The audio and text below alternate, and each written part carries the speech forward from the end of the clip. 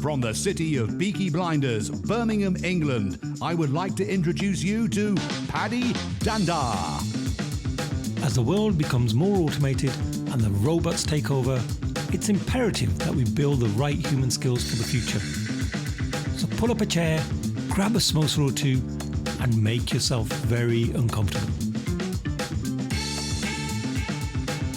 Hey folks, thank you for joining us for another episode of the Superpowers School podcast. I'm your host, Paddy Dandar, and today I have one of my colleagues who's joined me today, and he just has an amazing background, a wealth of knowledge. Every time I meet him, we always talk about some random stuff, but actually there is so much deep learning within every conversation that we have. So I really want to welcome Srikanth Iyengar to the show today. Hey Srikanth, how are you doing?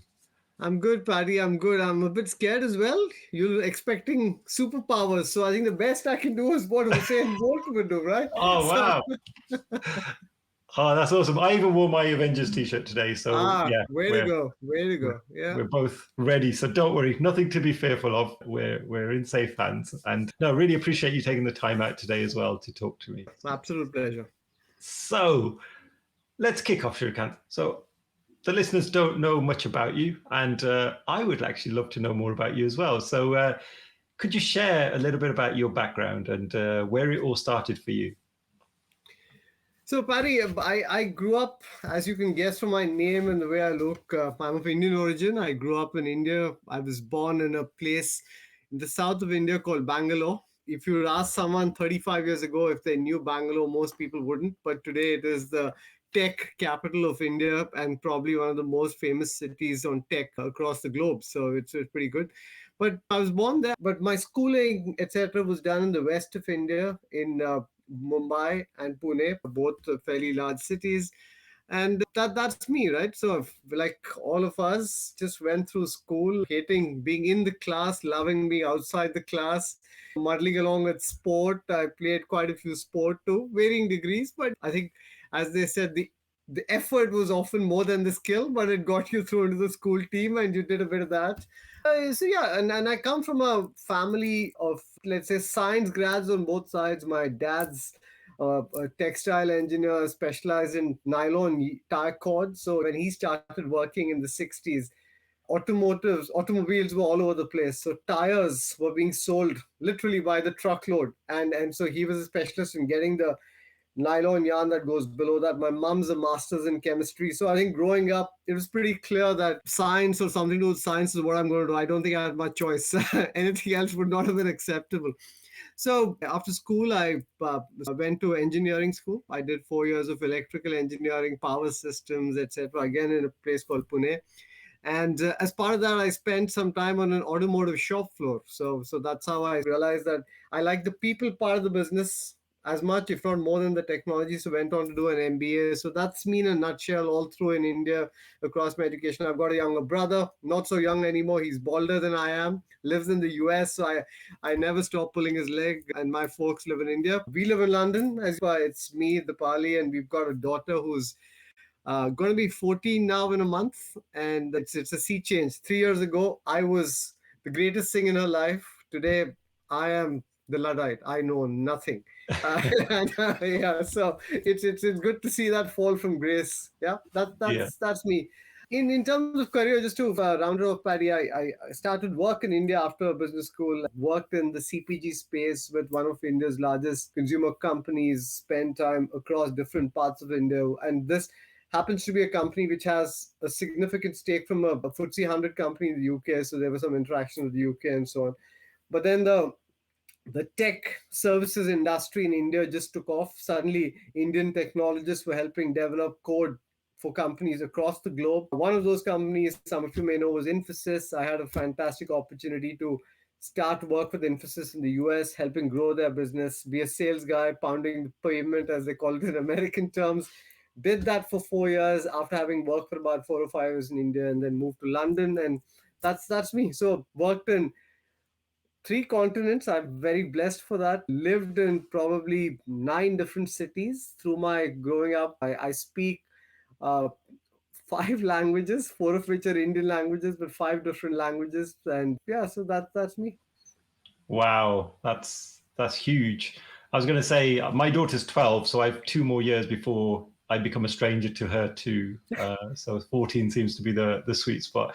So Srikanth, what's really interesting is from the Western perspective, we see India as this booming economy. Tech is right at the forefront of a lot of what India does. But I got to experience just how difficult it is for someone in India to make it in terms of their career. And I'd love to hear from you your experience of the Indian education system. I mean, how competitive is it? And if you could just put it into perspective for someone who doesn't know too much about it, it'd be really, really interesting to hear from you. Well, I think Paddy, that's a very good question, and I have lived through it. I've been very lucky, I'd say. But let me talk you through the system, right? Just to give you a sense of numbers for some of your viewers, India has today a population of about 1.3 billion people, which is the second largest country in the world in terms of population after China. But the second thing is about 400 million of those 1.3 billion are in the age group of, if I remember correctly, somewhere between 15 to 35 or 15 to 40, which means that they're at that prime age where they're learning. And obviously, there are even younger kids who are growing up right now. So there's significant population which wants to learn, wants to do well, wants to progress in life. And I think everyone knows that the way to progress is a good education. So clearly on one side, there is that drive, and that drive straddles multiple socioeconomic strata. It doesn't matter if your parents are rich or whether they're poor, whether they work in a white collar job, whether they work just on a daily wage salary. But what's common across all parents and all families is they want their kids to do better than them. And they know that the way to do that is education, skilling. That's very important. So that's great.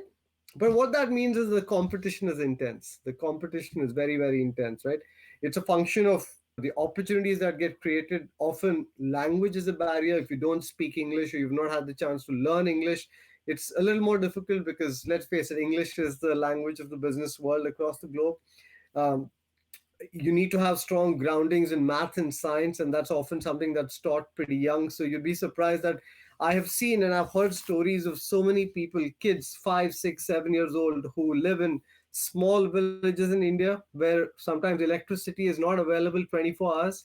You've got issues. And so what they're doing is they're trying to maximize the amount of time that they can study for the time the light is available.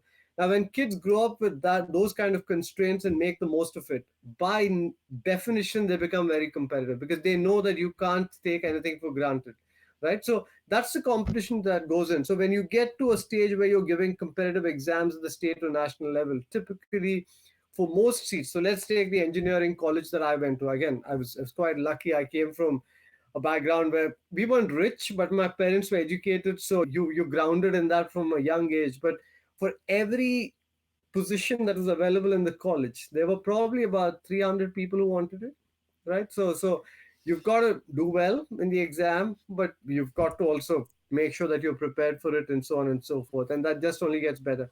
So what that means is the focus has to be there. The drive has to be there. The perseverance has to be there. And then it's a function of luck as well. So that's important. Yeah.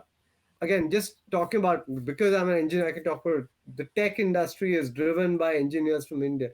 To give you a sense, every year India produces, I believe, about 500,000 or 750,000 engineers, which is a significant number. That is probably as much or probably a multiple of the number of students who go to a college in the UK every year, right? Totally across disciplines. So hopefully that gives you a sense of the scale and the competition. Yeah, wow, that's huge. And you mentioned earlier 5 different languages, and I, again, hadn't appreciated this as much until I got to actually work out in India, is just the number of languages that are spoken in India itself. I mean, I had a team of about 10 people, and I have to say nearly every one of them spoke a different dialect of some sort or other. And the one thing that was common was English. That was like the only language that was common. So just to give us a sense of even that diversity in India, like what's your experience of that? It's fascinating, right? If I take my story again, like I said, we come from the south, so my mother tongue is Tamil. a very old language, probably a few thousand years old. There's a lot of Tamil literature and so on and so forth. But because my dad worked in the west of India, the environment I grew up in, the friends I had on the playground, we spoke English and we spoke Hindi, which is the national language, but we also spoke Marathi, which is the language of the state of Maharashtra where I grew up. Now, interestingly, Tamil and Marathi are not just different dialects, they're different languages, they have different scripts. They've got no common words, right? I mean, it's to someone who doesn't know the other, it's unintelligible, right? Completely. But the thing is, when you grow up learning these things very young, it's not that you have to study them. Kids are most receptive to new languages when they're probably 1 or 2 or 3 or 4 years old, and that's when you pick it up, and so it becomes part of your psyche, right? And that's not just, I'm not unique. Most kids who've grown up in India in the 60s, the 70s, the 80s, you'll typically find that they've had a friend from a different part of the country who's got a different mother tongue. They learn a bit of that, and people move around. So that multilingual, if I call it that, is part of the course. Now that helps people in life, because what I've found is when you predominantly live your life and speak a certain language, a new language that's learned when you're an adult is a task, a chore. But if you can think multi-track, as in seamlessly switch between languages when you're young, it also adds a certain level of flexibility, mental dexterity, which is helpful when you do other things, right? And it's not just language. India is a big country. So the distance from the north to the south of India is probably more than the distance from Helsinki in Finland to Lisbon in Portugal, if I just draw a straight line from the north to the south of Europe, right? So it's a big country. And every few hundred miles, you'll have a different language, but you'll also have different food. You'll have probably different natural terrain. So you'll have the Himalayas at the north, you've got the plains in the middle of India, you've got lush tropical forests as you go towards the south. So great diversity in food and language and religion as well. For example, not many, and of course, people associate India with Hinduism, but not many people know that India has probably the second largest Muslim population in the world. India is also the cradle of three other religions. Paddy, I know you're Sikh by origin. The Sikh religion comes from India. Buddhism comes from India. Jainism comes from India. So clearly very diverse. And growing up in that diversity means one tends to take variety for granted. And talking about diversity, Srikanth, in terms of male and females in tech, what are you seeing there? What's the trends there? And would you like there to be more done to promote it more within the female population? Or are you actually seeing that that's already happening? I think it's a work in progress. There are some really good things about tech, and there's a gender diversity in tech. And again, there are socio-cultural reasons, right?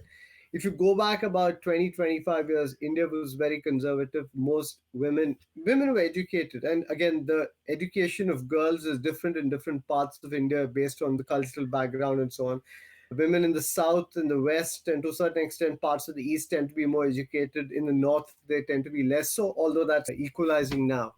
But the bigger issue was often a lot of women were educated, but they didn't go on to have careers, because the expectation was the girl gets educated and then she gets married and she has kids, and that's her primary job, to support her family and take care of them, which I think is very archaic in this day and age. In fact, some of the best engineers I've known are women. They can beat any guy hollow. So there's tremendous respect. So I think when a lot of women started graduating in tech, it was seen as a profession which isn't, let's say, to put it simply, a factory environment, right? So you're not really working on a site or whatever. You're working in an air-conditioned office, a nice cubicle or a desk. And so there was more social acceptance for women to work in this field.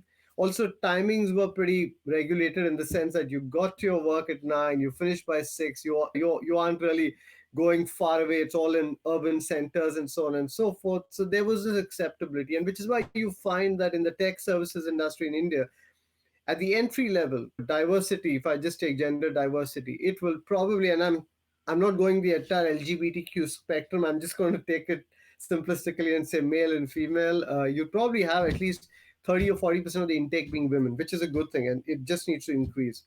It's a function of the input. As more women study technology, you'll have a greater pipeline of candidates who can get in. I think where the problem lies, though, is further up the seniority chain or the value chain. What tends to happen is as people progress through life stages along with their career, other things take precedence. If a woman bears a child or children, they tend to take time off from work. Sometimes coming back to work is not as easy as one would expect, and so on. And so those are the areas the industry, I think, needs to work on. That how do we find a way to have more women work in more senior roles and create an environment or enable an environment where taking care of life, which is the primary reason we all earn money, doesn't come in the way of progressing in one's career.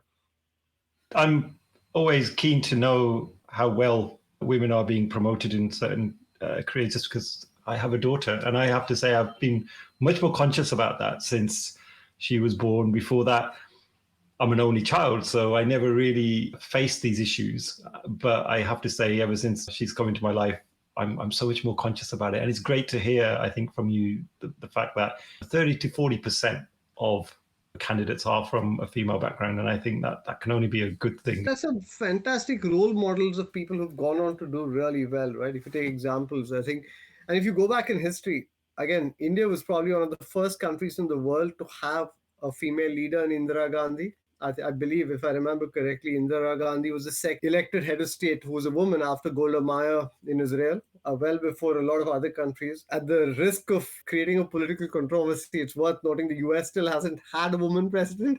But the point is, there are role models like that. But if you come to the business world itself, take people like Indra Nooyi, who was until recently the chairman and CEO of PepsiCo. She was, again, went through a similar system, joined Pepsi, went on to become chairman and president. And this is a woman from India who becomes the chairman and president of one of America's most recognized companies. I mean, that's a fantastic story, right? There are other people in the valley. You take Revati Advaiti, who's the CEO of Flextronics, Leena Nair, who just became the CEO of this amazing fashion brand.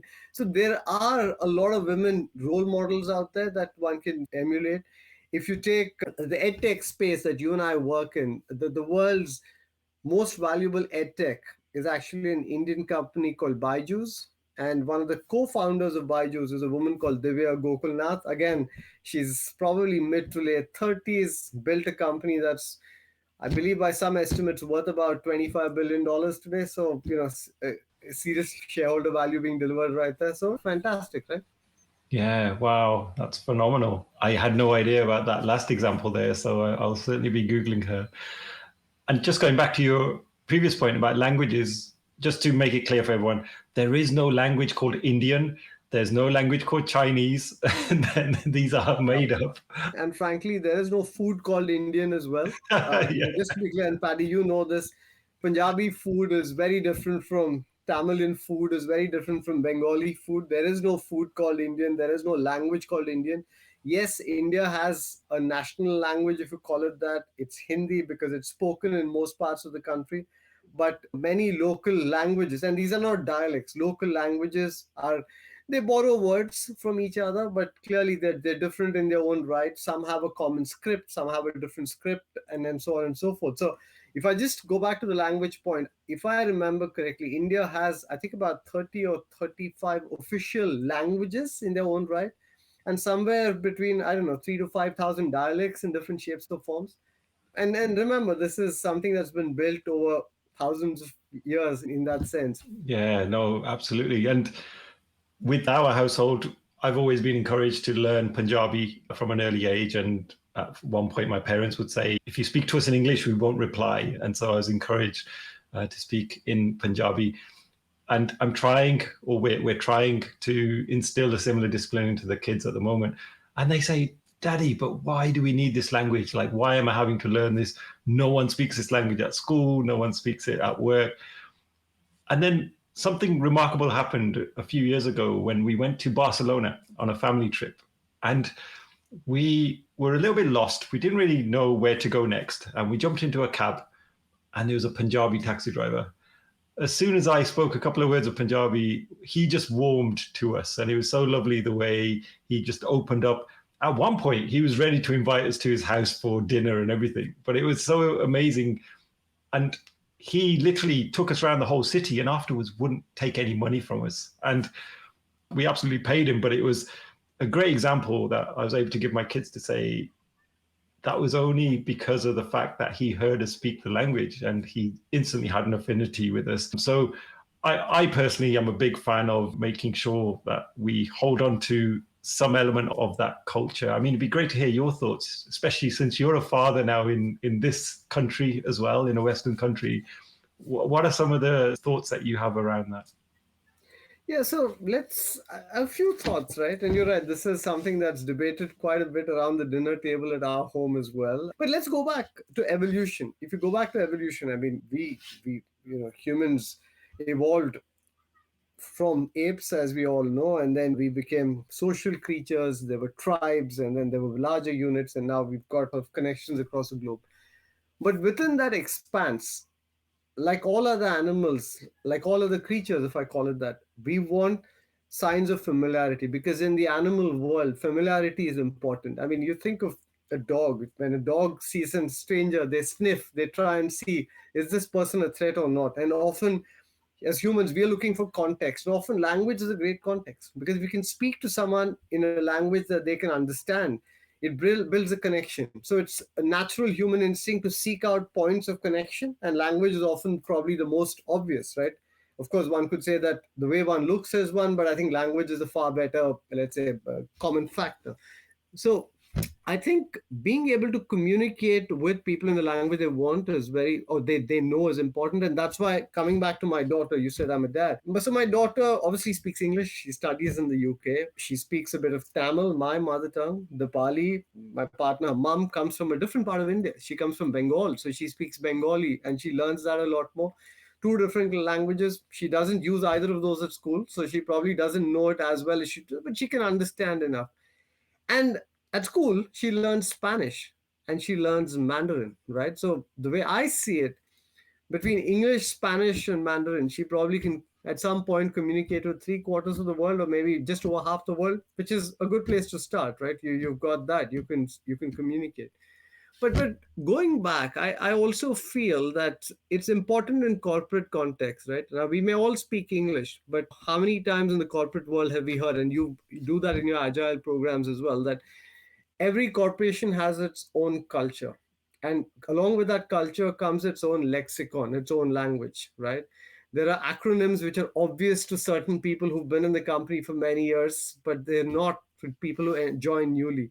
How do you embrace those people, bring them into the fabric? Because that's how inclusion happens. That's how a new corporate culture is built. So I think learning from how we as humans have evolved and applying that even not just to our life, but our work context is critical, because at the end of the day, we're not just our work. Our work is one facet of a very rich, very multifaceted life. So we need to learn lessons from life. I think the point you made there about the work culture as well, one of the other things that I realized quite late in my career was being proud of your culture, being proud of being a little bit different sometimes, because I think for many years I molded myself into the corporate world in terms of what I thought everybody's expecting me to behave like, be like, talk like.